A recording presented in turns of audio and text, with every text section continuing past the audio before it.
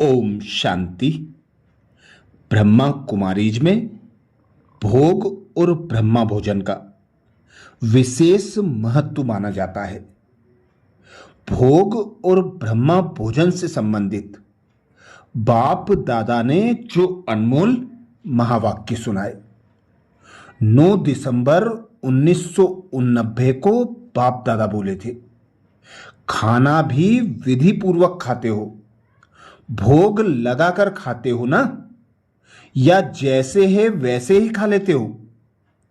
ऐसे तो नहीं, किसी को खाना देना है, इसलिए जल्दी जल्दी में भोग नहीं लगाया। अगर मजबूरी है किसी को तो पहले अलग हिस्सा जरूर निकालो, ऐसे नहीं खिलाकर पीछे भोग लगाओ। विधि पूर्वक खाने से सिद्धि प्राप्त होती है, खुशी भी होती है, निरंतर याद सहज बनती है। ऐसे ही 31 दिसंबर 1994 को बाप दादा बोले, दुनिया वाले कहते हैं आपके मुख में गुलाब, और बाप दादा कहते हैं मुख में गुलाब जामुन। गुलाब जामुन सबको अच्छा लगता है ना?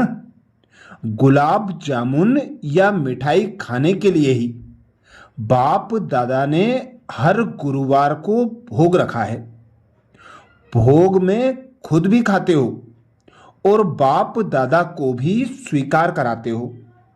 घर में बनाएं नहीं बनाएं, लेकिन गुरुवार को तो मीठा मिलेगा ना। ऐसे ही 16 मार्च 1995 को बाप दादा बोले, वो तो विशेष उत्सव पर मीठा मुख करते हैं, और आप तो हर गुरुवार को मीठा मुख करते हो। मीठा बनाते हो ना, या मीठा नहीं बनाते, नमकीन रख देते हो? डबल फॉरेनर्स बनाते हैं कि ब्रेड का भोग लगा देते हो? सुनाया ना कि ये भी एक विधि है, तो विधि को अपनाने से खुशी होती है। जैसे कोई अपना प्यारा आ जाता है तो क्या करते हो? प्यार से उसके लिए बनाते हो ना।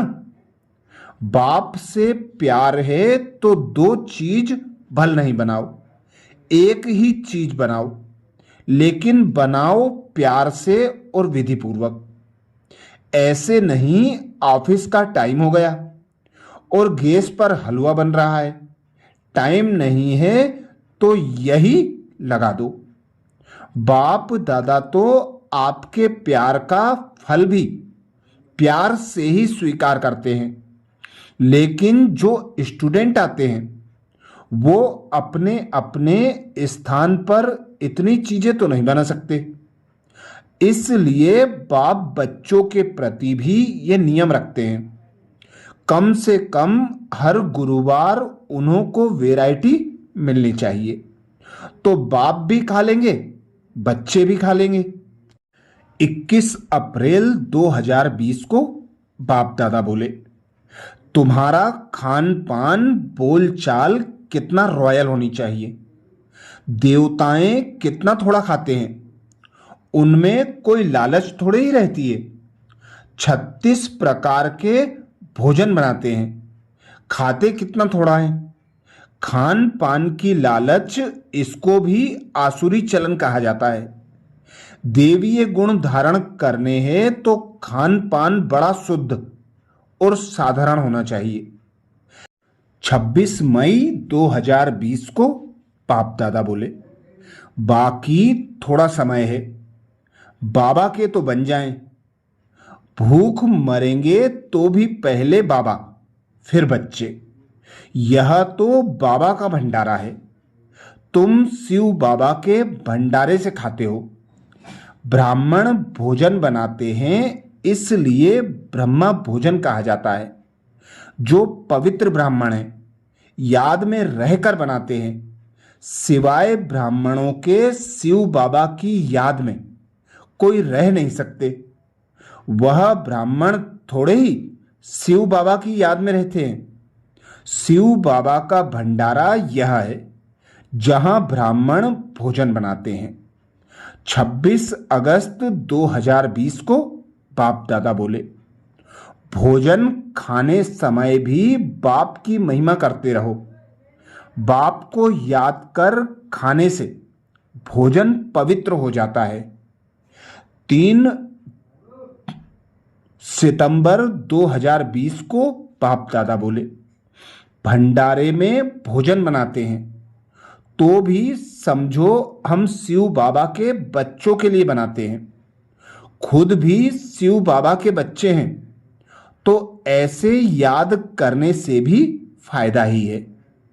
ऐसे ही 9 अक्टूबर 2020 को बाप दादा बोले, तुमको बुद्धि में रहता है शिव बाबा के लिए हम भोजन बनाते हैं, शिव बाबा के लिए हम यह करते हैं। भोजन भी शुद्धि से बनाना है, ऐसी चीज ना हो जिससे खिटपिट हो जाए। 12 नवंबर 2020 को बाप दादा बोले, भोजन तुम योग में रहकर बनाओ, खिलाओ तो बुद्धि इस तरफ खींचेगी। 24 जनवरी 2021 को बाप दादा बोले, ईश्वरीय याद में दाल रोटी भी कितनी श्रेष्ठ लगती है। 36 प्रकार के हों और आपकी दाल रोटी हो तो श्रेष्ठ क्या लगेगा। दाल रोटी अच्छी है ना, क्योंकि प्रसाद है ना। जब भोजन बनाते हो तो याद में बनाते हो, याद में खाते हो तो प्रसाद हो गया ना। प्रसाद का महत्व होता है। आप सभी रोज प्रसाद खाते हो, प्रसाद में कितनी शक्ति होती है। 10 फरवरी 2021 को बाप दादा बोले, देवताओं को भोग हमेशा पवित्र ही लगाया जाता है तो तुम भी पवित्र भोजन खाओ। 10 जुलाई 2021 को बाप दादा बोले, भोग भी किसको लगाना चाहिए। अधिकारी तो एक ही शिव बाबा है, सर्व का सद्गति दाता पतित पावन वह है।